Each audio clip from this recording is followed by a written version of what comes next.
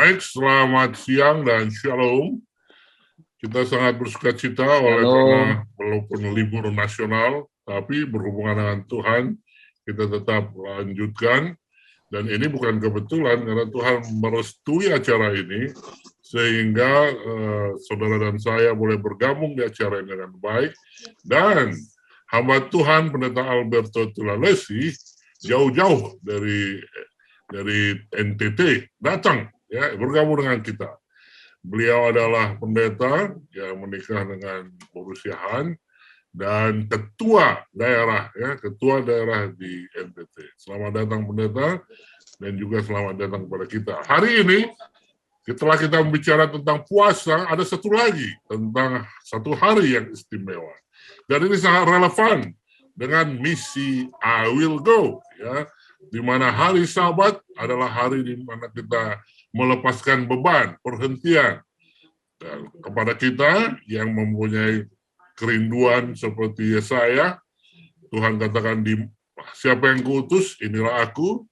Maka saudara dan saya dipanggil Tuhan untuk melepaskan kesusahan, kesulitan daripada orang-orang kita targetkan untuk kita bawa kepada Yesus. Ya, dalam planning kita setiap akhir bulan, ya, Sabat keempat itu Sabat tamu, dan hari Minggunya adalah hari kegiatan sosial. Nah, ini sangat relevan ya. Semoga ini dapat menginspirasi kita dan kita boleh semakin bersuka cita terlibat dalam penginjilan.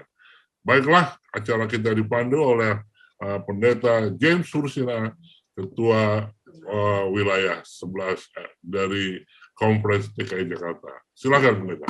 Baik, shalom. Selamat siang Bapak Ibu, saudara-saudara yang dikasihi Tuhan. Senang sekali pada siang hari ini kita boleh berjumpa kembali dalam saat teduh di mana kita akan berdoa, kita akan belajar firman Tuhan secara bersama-sama. Dan saat ini kita patut bersuka cita dan bersyukur oleh karena hamba Tuhan Pendeta Alberto Tulalesi yang boleh hadir bersama-sama dengan kita, di mana tadi sudah diperkenalkan oleh hamba Tuhan Pendeta Simorangkir bahwa Pendeta Alberto Tulalesi adalah ketua daerah ya Gereja Masehi Advent ke-7 daerah Nusa Tenggara Timur. Itulah sebabnya saya memakai baju khas NTT ya. Jadi baju khas NTT saya pakai oleh karena hamba Tuhan yang akan melayani pada siang hari ini adalah melayani sebagai ketua daerah di Nusa Tenggara Timur. Baik, untuk itu kita akan awali pertemuan kita. Kita akan berdoa terlebih dahulu. Ya, kita akan berdoa terlebih dahulu. Saya mengundang Ibu Pendeta Leni Marbun. Boleh berdoa buka, Ibu? Boleh, Pak Pendeta. Mari kita bersatu di dalam doa. Allah Bapa kami yang bertahta di dalam kerajaan surga, kembali kami menaikkan ucapan syukur, hormat dan puji-pujian hanya bagi nama Tuhan, pencipta langit, bumi, dan segala isinya. Tidak ada Allah yang seperti Engkau di langit, di atas, dan di bumi, dan di bawah. Bapa di surga, pada siang hari ini, kami dapat menyisihkan waktu kami untuk berkumpul bersama di kaki-Mu, untuk mempelajari firman-Mu. Bapa di surga, baptiskanlah kami dengan Roh Kudus-Mu. Urapilah hati dan pikiran kami, Bapa. Khususnya hamba-Mu Pendeta Alberto Tulalesi yang akan menyampaikan firman Tuhan. Sembunyikanlah dia Tuhan di belakang-Mu, biarlah setiap perkataan yang akan dia ucapkan seutuhnya berasal daripada-Mu, dan kami semua Tuhan yang akan mendengarkan baik melalui Zoom, Facebook, dan juga media sosial lain. Tuhan, hidup kami akan diubahkan, dan kami siap sedia untuk melakukan pekerjaan I will go untuk mengabarkan Injil. Terima kasih Bapa di surga, berkati jaringan dan juga semua media yang kami pakai. Kami rindu Tuhan agar lebih banyak lagi umat-umat Tuhan untuk hadir. Biarlah Tuhan panggil mereka untuk ikut belajar, untuk duduk di kaki-Mu, mendengarkan Engkau berbicara. Terima kasih Bapa di surga, di dalam nama Yesus kami berdoa dan mengucap syukur. Amin. Baik, terima kasih Pendeta yang sudah mengawali pertemuan kita pada siang hari dengan doa buka. Terima kasih. Bapak Ibu, saudara-saudara yang dikasihi Tuhan, saat ini kita sudah masuk di pelajaran hari Kamis dari rangkaian pelajaran kita dengan tema melaksanakan kasih. Namun sebelum kita akan mendengarkan pembahasan yang akan dibawakan oleh hamba Tuhan Pendeta Alberto Tularesi, kita akan dengarkan dulu sebuah lagu pujian dari Pemuda Advent Depok Lama. Silakan.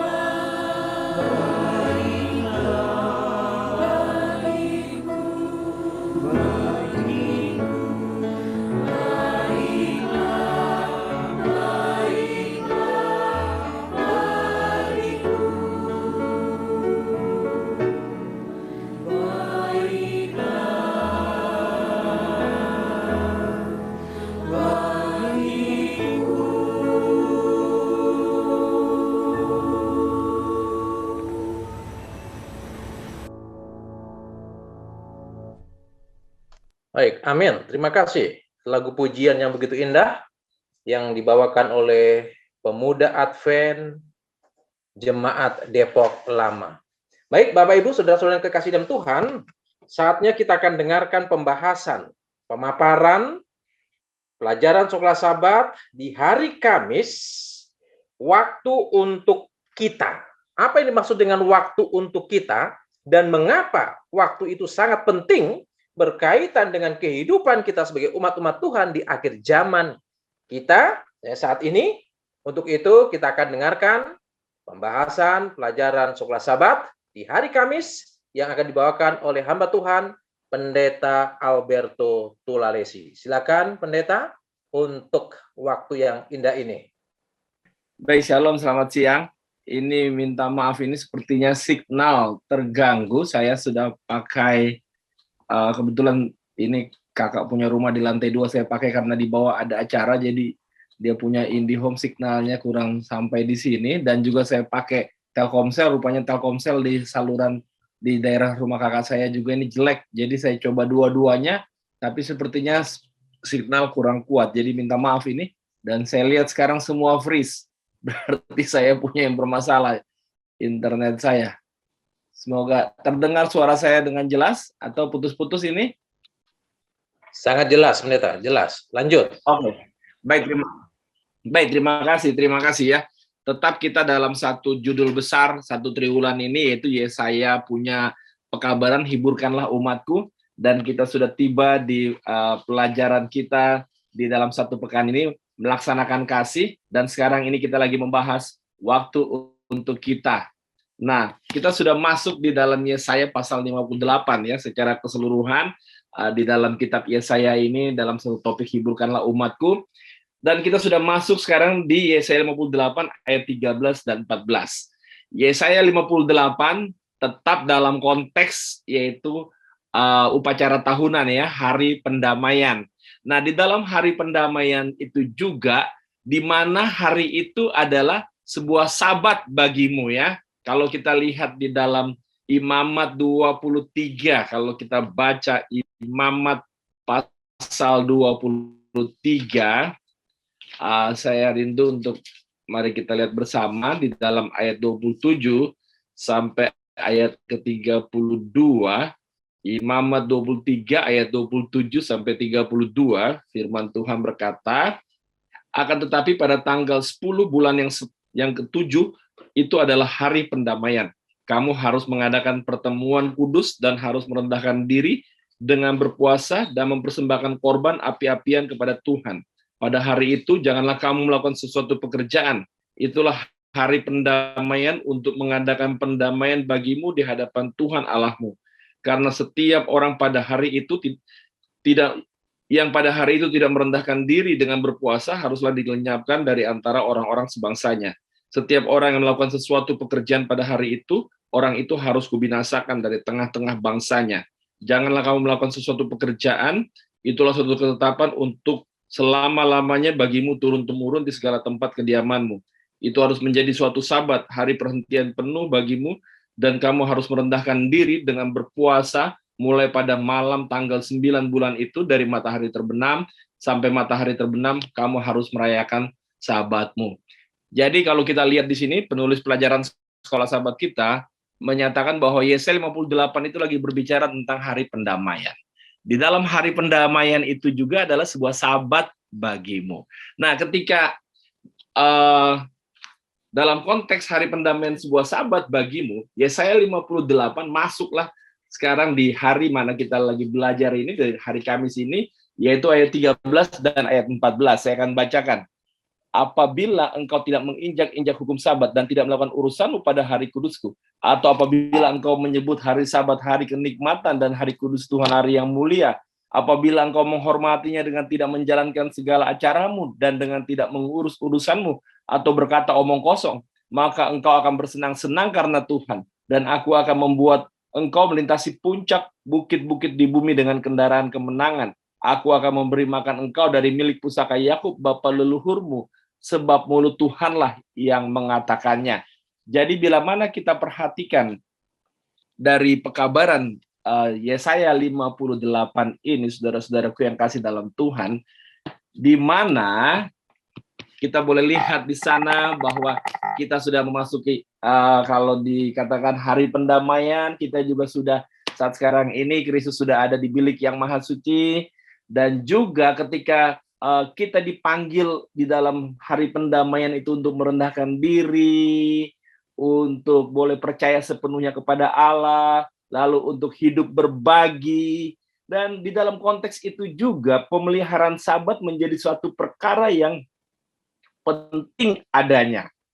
Yang penting adanya. Jadi saudara-saudaraku yang kasih dalam Tuhan, bila mana kita lihat pelajaran kita pada hari Kamis ini, bagi kita semua, saudara-saudaraku yang kasih dalam Tuhan, nyatakan kepada kita bahwa Yesaya 58 ini berhubungan dengan 3 tema utama, yaitu penyangkalan diri, kebaikan dalam bersosial, dan Sabat. Hubungan dari ketiga itu adalah bahwa ketiga-tiganya melibatkan konsentrasi kepada Allah dan merupakan prioritasnya dan pengakuan atas kebergantungan kita kepadanya. Lalu yang kedua dikatakan bahwa ketiga hal itu, manusia mengejar kekudusan dengan meniru sifat Allah, lalu juga dalam bentuk Kristus yang merendahkan dirinya dan menunjukkan kebaikan yang berasal dari pengorbanan diri dan yang berhenti dari pekerjaan pada hari Sabat di akhir pekan penciptaan.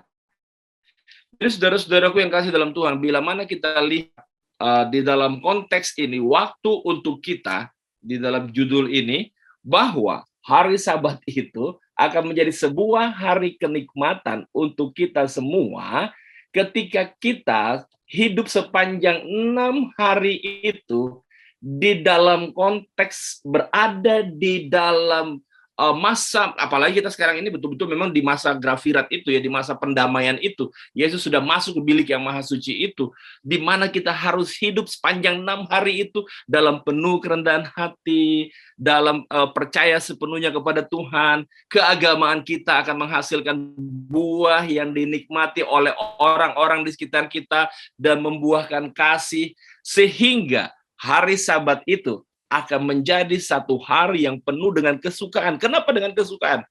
Karena saudara-saudaraku yang kekasih dalam Tuhan, sebagaimana kita dipanggil sepanjang 6 hari untuk melepaskan orang-orang yang kesulitan, menolong orang-orang yang kesusahan, memberi makan orang lapar, membantu mereka, itulah puasa kita. Lalu di hari Sabat menjadi satu hari sukacita. Sama konteksnya juga, bahwa di sini kita mendapatkan kebebasan dan kelepasan dari segala macam beban dan pergumulan yang ada, maksudnya tekanan-tekanan pekerjaan, aktivitas, dan segala macam. Dan ini membawa kita dapat rasa kebahagiaan yang penuh di dalam Tuhan. Nah, oleh karena itu, saudara-saudaraku yang kasih dalam Tuhan, dikatakan di dalam pelajaran sekolah Sabat kita ya, saya ingin bacakan kembali untuk kita semua.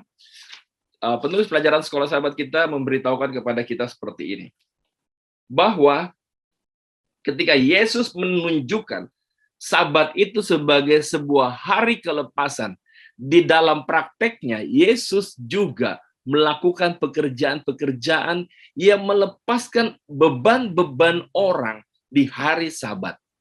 Bila mana kita memperhatikan di dalam Markus 1, ya, Markus 3 ayat 1 sampai 5, saya ingin bacakan ya.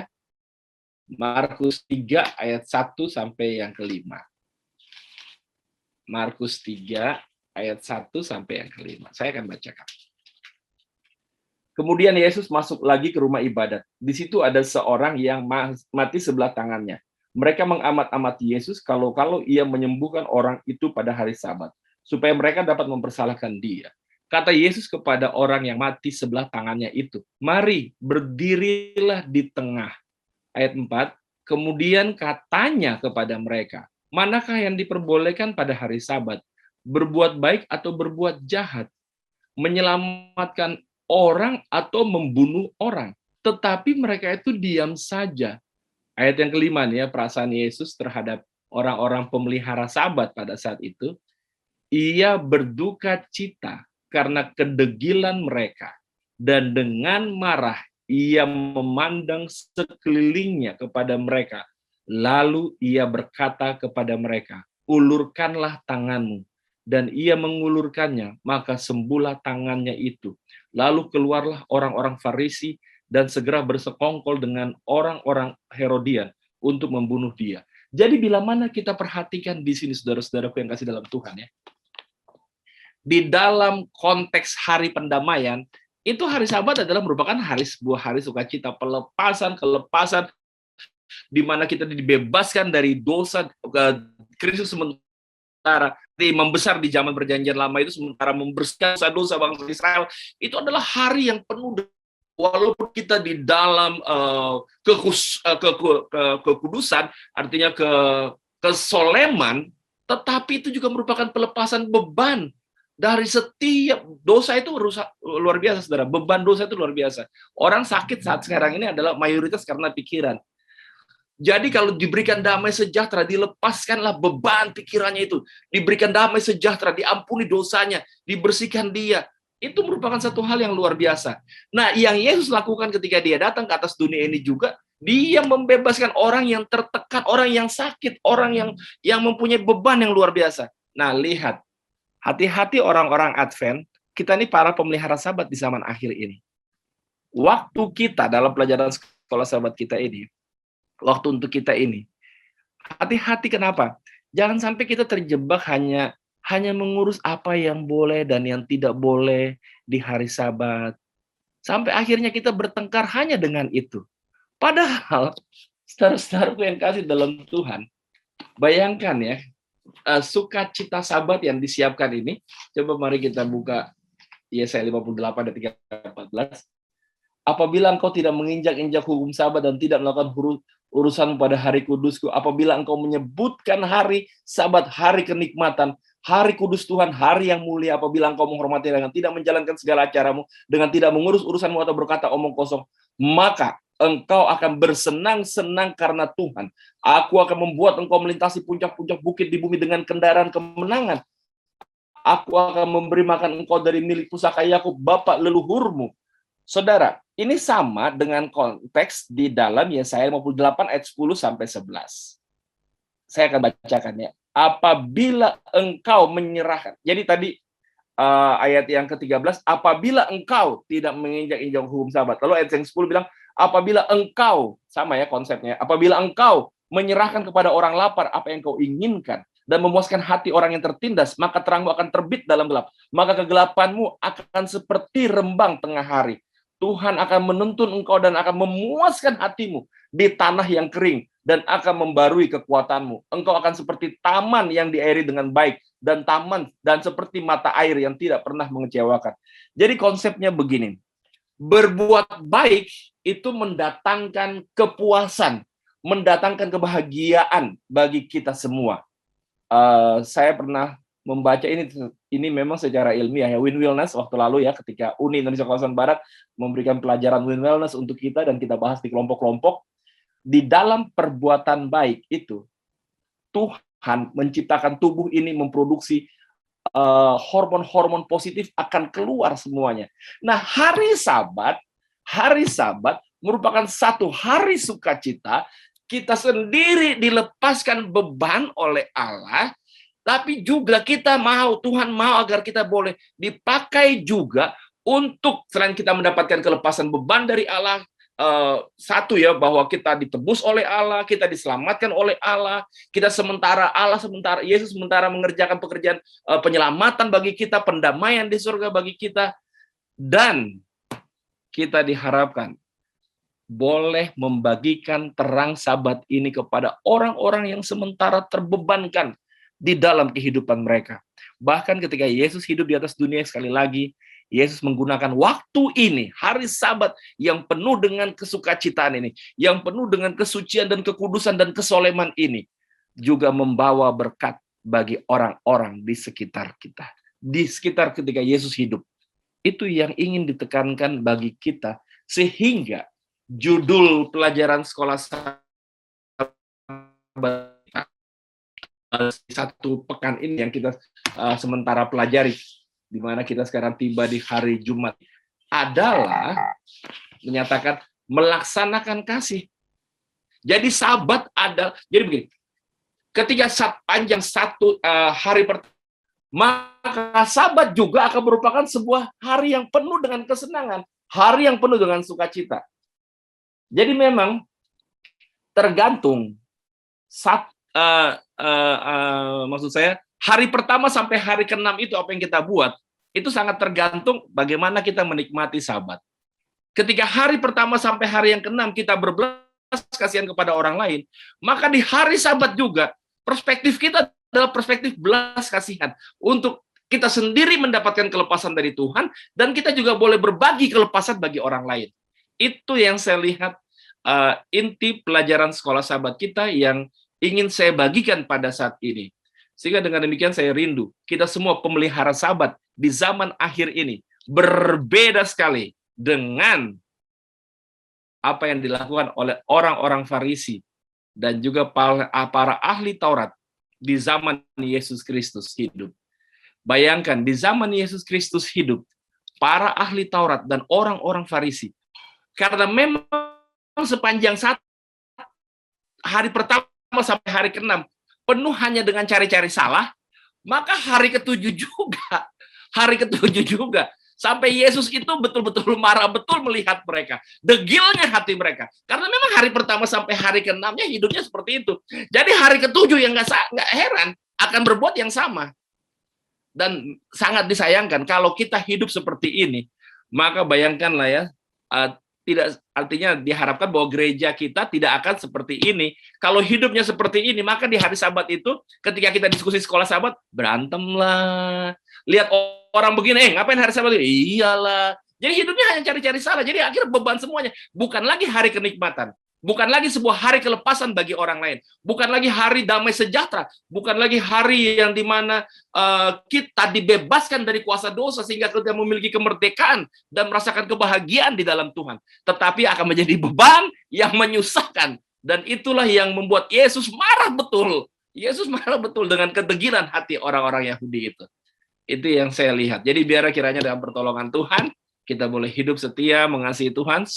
Hari pertama sampai hari ke-6 kita tetap memiliki belas kasihan, berjalan bersama dengan Allah, hidup kudus bersama dengan Allah, dan di hari Sabat kita juga akan sama pola hidupnya, kita akan menikmati kesucian bersama dengan Tuhan, dan kita akan berbelas kasihan dan menjadi saluran berkat, pelepasan dan damai sejahtera dan kebebasan bagi orang-orang lain. Itu mungkin yang saya bisa sampaikan. Terima kasih Pak Pendeta. Haleluya, puji Tuhan. Terima kasih Pendeta Tulalesi yang sudah memaparkan pelajaran kita di hari Kamis berkaitan dengan waktu untuk kita adalah hari Sabat, di mana kita bisa bersekutu dengan Tuhan dan kita juga bisa bersekutu dengan sesama kita. Baik, untuk mengakhiri ini kita akan dengarkan satu lagu ya, dari Pemuda Advent Depok Lama.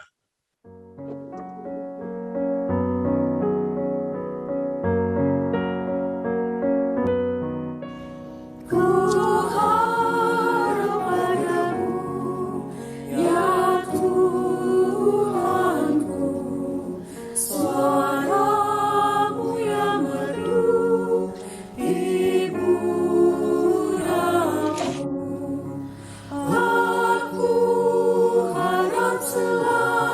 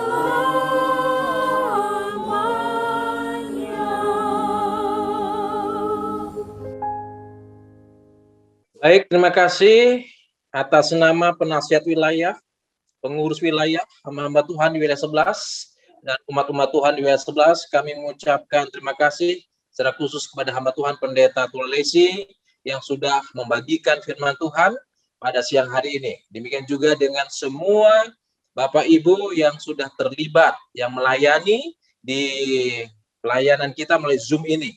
Demikian juga dengan semua Bapak Ibu saudara-saudara yang boleh hadir mengikuti doa dan firman pada siang hari ini.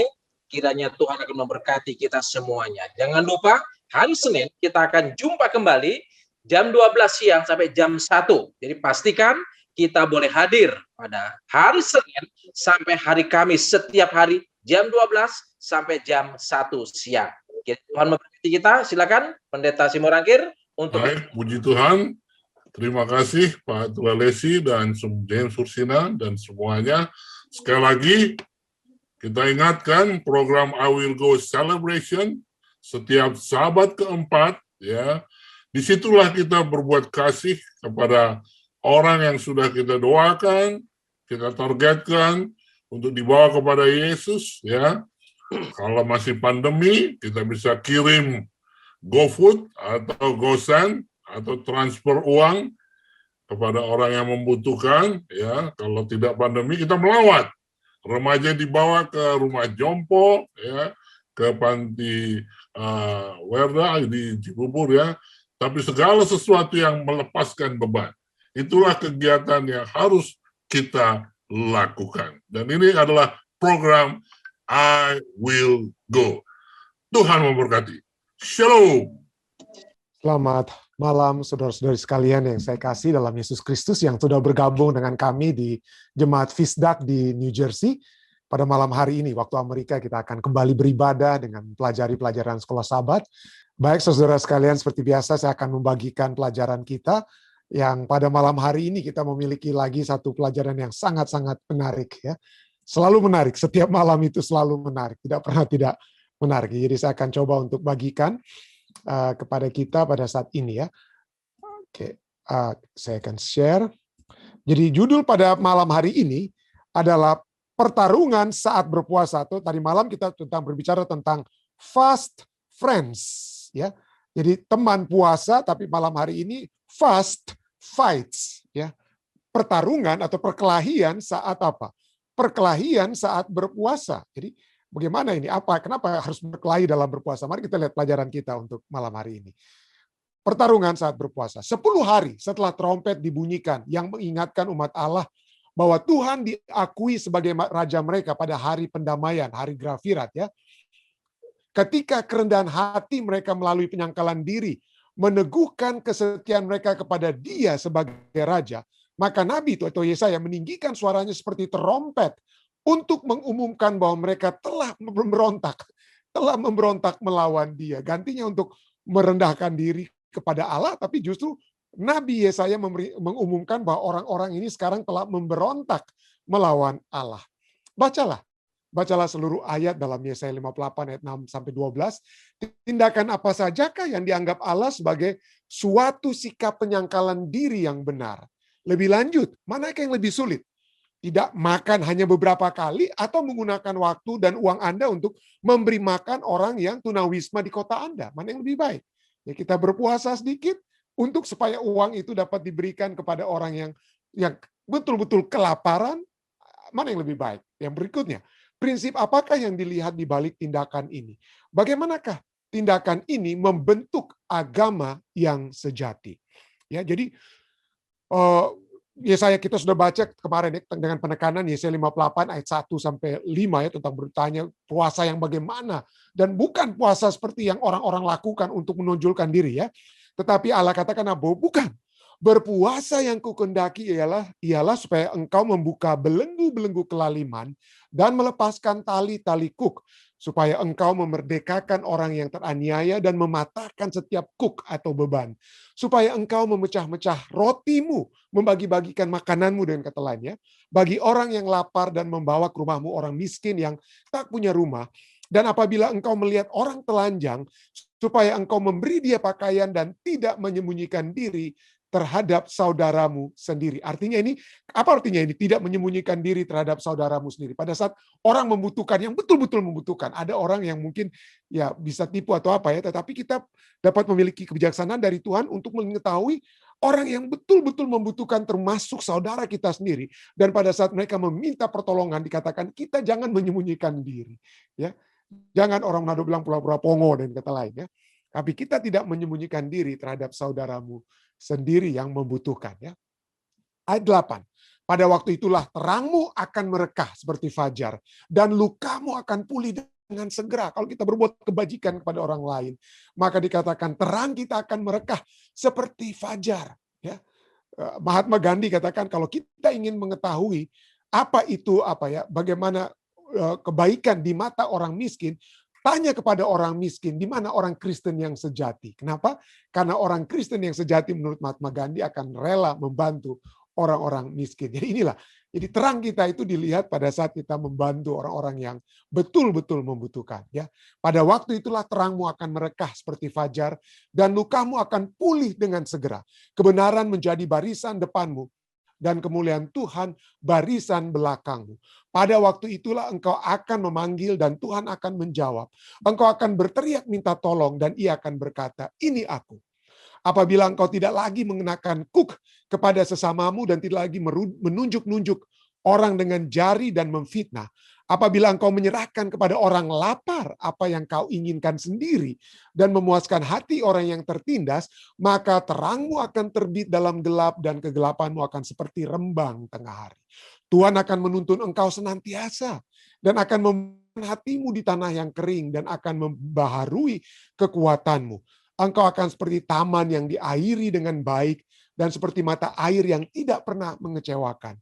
Engkau akan membangun reruntuhan yang sudah berabad-abad dan akan memperbaiki dasar yang diletakkan oleh banyak keturunan.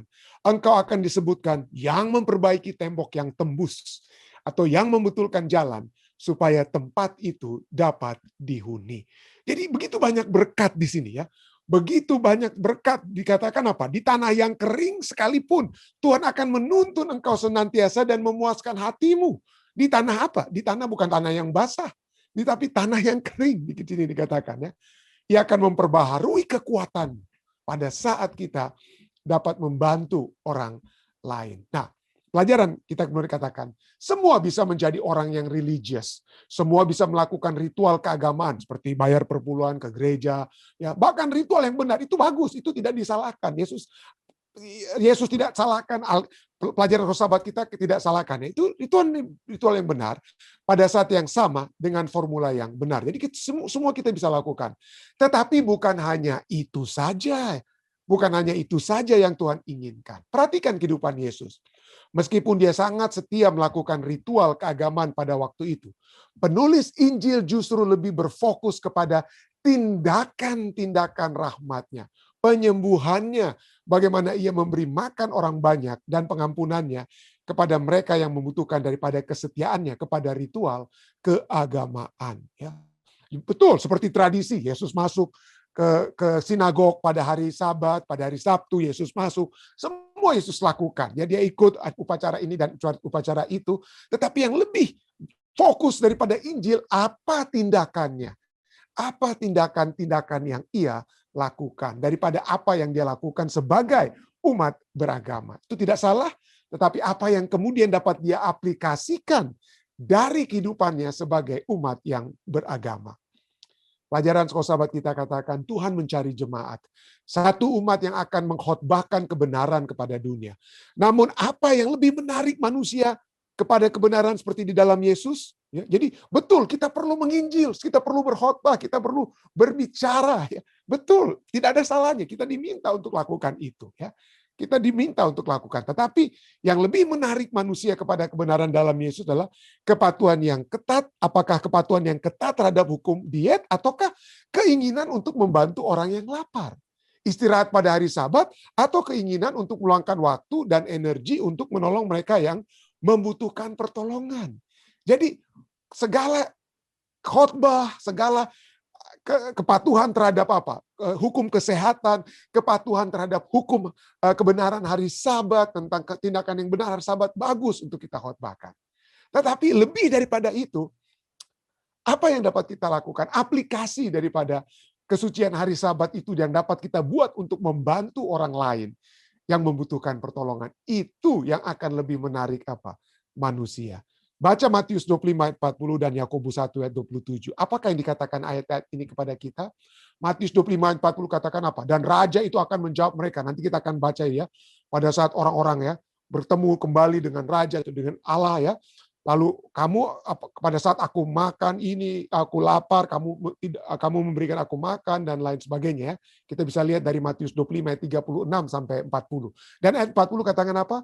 Dan raja itu akan menjawab mereka, aku berkata kepadamu, sesungguhnya segala yang kamu lakukan untuk salah seorang dari saudaraku yang paling hina ini, yang kelaparan, yang membutuhkan tumpangan, yang membutuhkan ini dan itu, kamu telah melakukannya untuk aku. Yakobus 1 ayat 27 katakan, ibadah yang murni dan yang tak bercacat di hadapan Allah, Bapa kita ialah apa? Ibadah yang murni. Ya, ibadah yang murni adalah masuk gereja setiap hari Sabat. Betul itu. Tidak ada salahnya, tapi yang ini di sini dikatakan apa? Menurut Yakobus 1:27, ibadah yang murni dan yang tak bercacat di hadapan Allah, Bapa kita ialah mengunjungi yatim piatu dan janda-janda dalam kesusahan mereka. Dalam kesusahan mereka. Dan menjaga supaya dirinya sendiri tidak dicemarkan oleh dunia. Jadi kesucian juga itu menjadi bagian kita. Harus menjadi bagian kita ya. Supaya kita dekat dengan Tuhan. Dan tidak mencemarkan diri. Tetapi yang pertama adalah apa disebutkan di sini? Mengunjungi yatim piatu dan janda-janda dalam kesusahan mereka. Perhatikan pelajaran sahabat kita bertanya kepada kita. Perhatikan berkat dalam Yesaya 58 yang Allah katakan akan datang kepada mereka yang mencoba untuk melayani yang kurang beruntung. Apakah yang Tuhan ingin katakan kepada kita di sini? Apakah janji campur tangan supernatural yang ajaib dalam hidup kita jika melakukan hal-hal ini? Tuhan akan menuntun kita, Tuhan akan memuaskan kita, Tuhan akan memberkati kita di tanah kering sekalipun pada saat kita membantu orang lain. Atau mungkinkah Allah sedang mengatakan kepada kita berkat alami yang akan kita terima dengan memberikan diri kita kepada orang lain, gantinya menjadi egois, tamak, dan mementingkan diri? Berikan jawaban Anda. Jadi pada malam hari ini kita diminta untuk memiliki satu pembahasan ya, bagaimana apa kehidupan beragama yang sejati.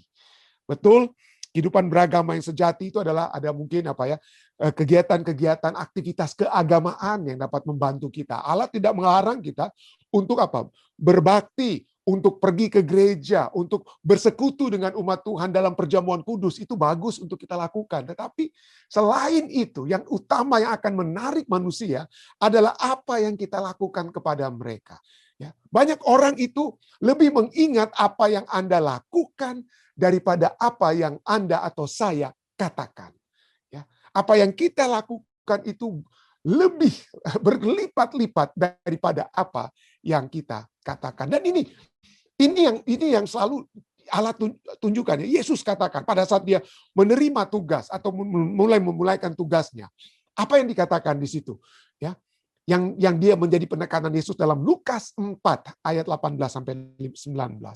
Roh Tuhan ada padaku, oleh sebab Ia, Roh Tuhan, telah mengurapi aku untuk menyampaikan kabar baik kepada orang-orang miskin. Pertama, dan Ia telah mengutus aku untuk memberitakan pembebasan pada orang-orang tawanan dan penglihatan bagi orang-orang buta, untuk membebaskan orang yang tertindas, untuk memberitakan tahun rahmat Tuhan telah datang. Jadi pertama adalah apa ya? Kabar baik kepada orang-orang miskin. Kenapa? Karena mereka lah yang tidak diperhatikan. Mereka lah yang paling tidak mendapatkan perhatian. Ya, tidak mendapatkan perhatian, disepelekan. Disepelekan. Dan pada saat kemudian kita sudah baca tadi ya, pada saat Yesus kemudian ya, yang dia lakukan adalah apa yang dia lakukan. Dia memberi makan orang-orang yang kelaparan ya, pada saat mereka mendengarkan dia berbicara. Jadi dia memenuhi kebutuhan mereka dan satu juga anjurannya. Dia katakan dalam Lukas 14 ayat 13 sampai 14. Sana dikatakan, apabila engkau mengadakan perjamuan, undanglah orang-orang miskin, orang-orang cacat, orang-orang lumpuh, dan orang-orang buta. Dan engkau akan berbahagia karena mereka tidak mempunyai apa-apa untuk membalasnya kepadamu. Sebab engkau akan mendapat balasnya pada hari kebangkitan orang-orang benar. Jadi perhatikan Perhatikan pada saat kita perjamuan ya, perhatikan juga kebutuhan-kebutuhan orang-orang miskin, orang-orang cacat ya. Lalu kemudian kita seperti kita sudah baca tadi ya. Matius 25 ayat 35 sampai 36 kita bisa melihat apa yang diingat oleh Allah ya. Apa yang diingat oleh Allah bukan pendeta Lantung Anda berkhotbah setiap malam ya atau berbicara setiap malam, oh puji Tuhan. Itu mungkin Allah ingat ya, istilahnya pasti Allah ingat mungkin ya, tidak ada yang dia lupakan ya. Tetapi coba lihat apa yang dikatakan oleh firman Tuhan ya. Matius 25 ayat 35 sampai 36 yang diingat itu apa ya? Ketika aku lapar, kamu memberi aku makan. Mungkin juga termasuk kelaparan rohani. Jadi mungkin tidak salahnya juga kita berbicara memberikan kekuatan atau kepuasan rohani dengan makanan rohani. Tetapi di sini apa? Konteksnya juga adalah bukan hanya rohani tapi jasmani. Ketika aku lapar jasmani, kamu memberi aku makan. Ketika aku haus, kamu memberi aku minum. Ketika aku orang asing, kamu memberi aku tumpangan. Ketika aku telanjang, kamu memberi aku pakaian. Jadi apa yang kita lakukan kepada orang lain itu yang diingat oleh Allah. Yang diingat oleh Allah. Yeremia 22 ayat 15 sampai 16 berbicara bagaimana Allah berkata kepada anak daripada Raja Yosia. Ya. Lalu ini yang dikatakan kepada anak tentang ayahnya Raja Yosia.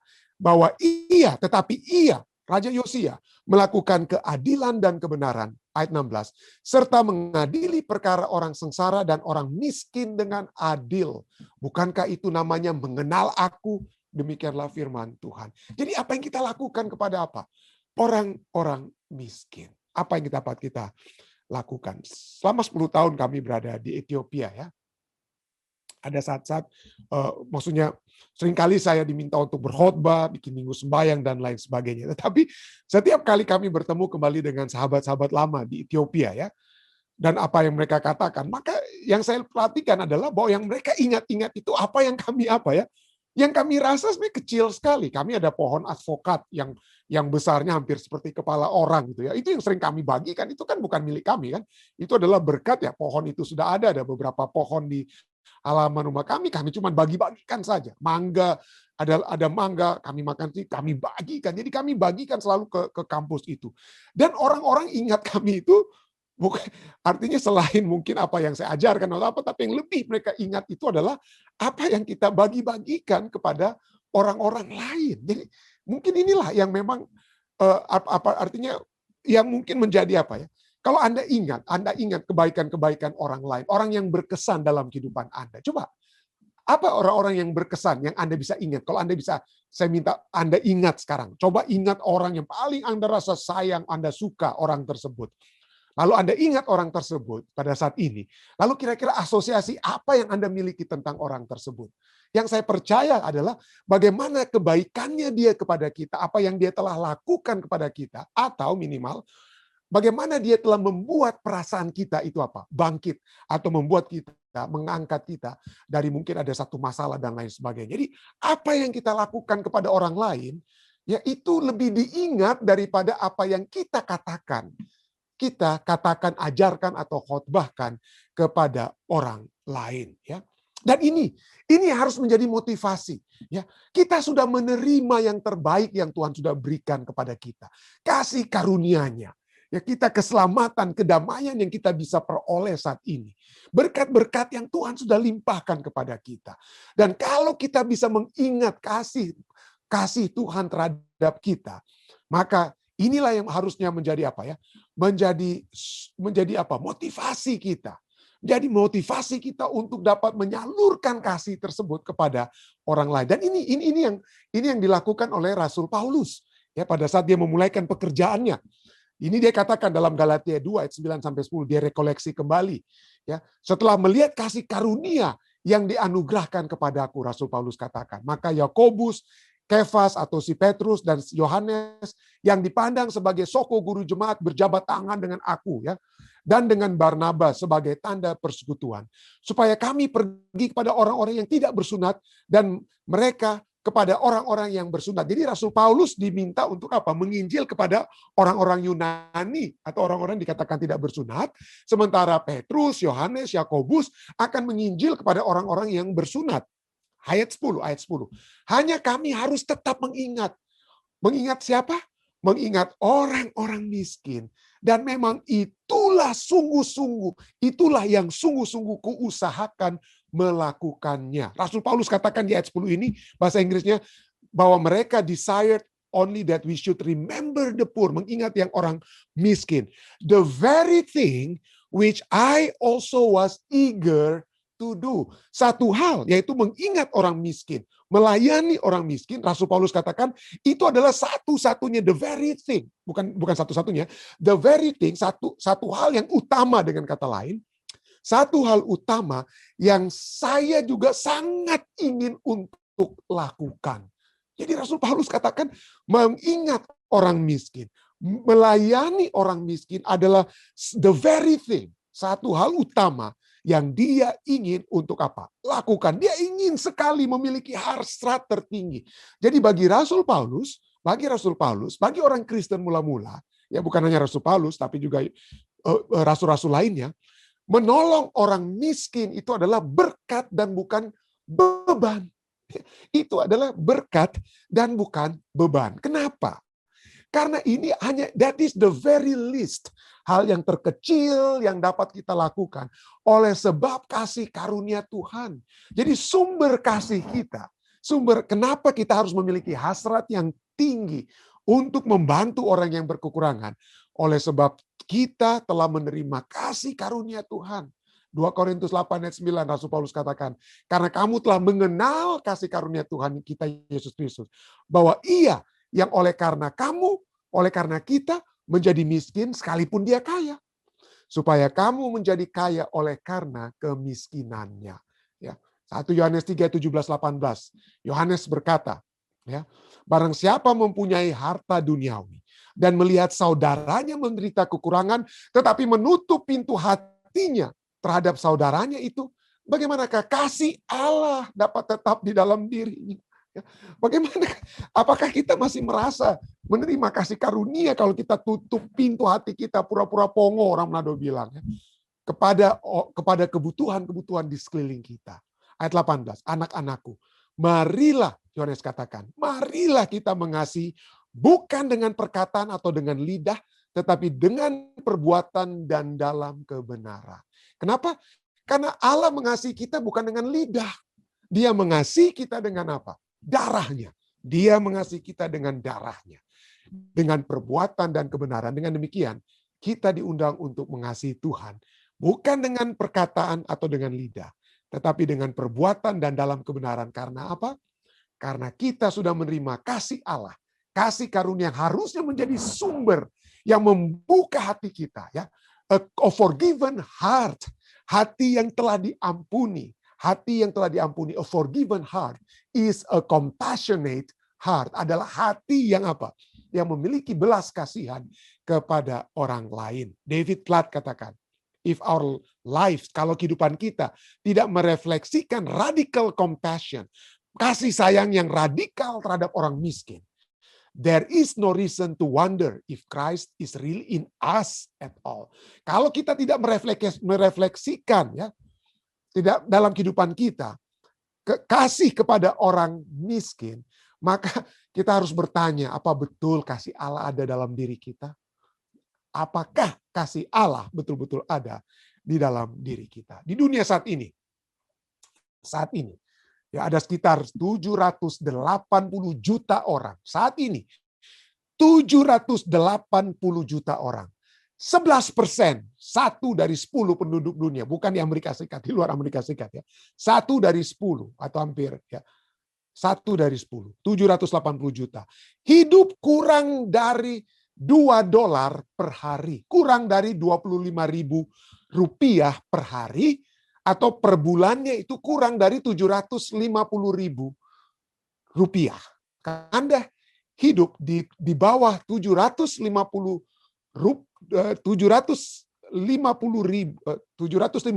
rupiah, kalau Anda kurang 750.000 rupiah, maka Anda berada di bawah garis apa? Kemiskinan. Di Amerika Serikat ini kurang lebih kalau $2 per hari, jadi per bulannya berapa ini kalau $2 per hari? Anda hanya mendapat sekitar $60 per bulan. Saya pikir tidak ada orang di Amerika ini yang bisa hidup dengan $60 per hari. Ya, tidak ada ya. Garis kemiskinan di Amerika ini tidak sampai seperti begitu ya. Ada 17 anak-anak saat ini. Ada 17 juta, bukan 17 anak, tapi 17 juta anak-anak yang menderita apa? Malnutrisi, seluruh dunia kurang apa? Kurang makanan, severe malnourished ya, kekurangan gizi yang sangat acute ya, sangat acute. Oleh sebab itu kematian setiap tahun ada 2 juta anak-anak, 2 juta anak yang mati setiap tahun karena kekurangan gizi. Setiap hari ada 1.000 anak-anak. 1.000 anak-anak di bawah 5 tahun yang mati karena diarea, disentri, yang disebabkan oleh air yang terkontaminasi dan juga sanitasi atau kebersihan yang kurang. 1.000 anak-anak di bawah 5 tahun. Ya, 5 tahun mati setiap hari. 1.000 anak setiap hari. Ya. Di mana? Dari 780 juta orang di dunia ini, di mana mereka umumnya? 413,3 juta orang itu di Afrika. Di Afrika di bawah daripada Sub-Sahara, artinya bukan di Libya, Mesir, tapi di bawah Afrika bagian tengah dan selatan. Ya, 413 juta. 216 juta itu di Afrika, di Asia Selatan, seperti dari India, Pakistan, India, lalu Bangladesh dan itu ya. Lalu ada 25 atau 26 juta itu 47 juta itu di Asia, ya di Indonesia dan seterusnya, di Pasifik ya. 47 juta. Hampir 26 juta itu di Amerika Selatan dan di Karibian. 18 juta itu di Timur Tengah dan Afrika Utara, dan 7 juta itu di Eropa dan Sentral Asia ya. Tidak ada orang yang hidup di North America yang berada di extreme poverty level. Tetapi ya kita tahu bahwa dengan adanya COVID-19 maka orang yang jatuh di bawah garis kemiskinan itu berlipat ganda, khususnya di India, Nigeria, dan yang ketiga juga di mana ya? Di Indonesia, walaupun tidak terlalu banyak seperti India ataupun Nigeria, tetapi semakin dan semakin bertambah. Ya. Apakah kita memiliki concern kepada orang-orang yang membutuhkan? Tentu saja banyak di Amerika ini ada yang dapat kita lakukan ya, kepada orang-orang yang betul-betul membutuhkan. Seringkali kita takut untuk membagi uang ya. Ada yang katakan, pendeta bagaimana kalau di pinggir jalan orang minta-minta uang, kalau kalau mereka nanti gunakan untuk mereka gunakan untuk beli obat-obatan, mabuk dan lain sebagainya. Mungkin Anda kalau Anda ragu, tidak tergerak untuk memberikan uang, mungkin Anda bisa memberikan minuman atau makanan yang di kaleng atau yang mereka bisa mereka bisa makan. Tetapi jika Anda juga tergerak, dan jemaat Fisdak kami puji Tuhan ya, pada waktu lalu kita keluarga kami setiap tahun mencoba untuk membantu saudara-saudari kita yang ada di Ethiopia ya, karena kami ada kedekatan dengan mereka. Setelah 10 tahun kami tahu keberadaan mereka di Ethiopia, apalagi saat ini di Ethiopia dalam keadaan ada perang saudara dan juga hama yang menghabiskan banyak tanaman atau makanan di Ethiopia.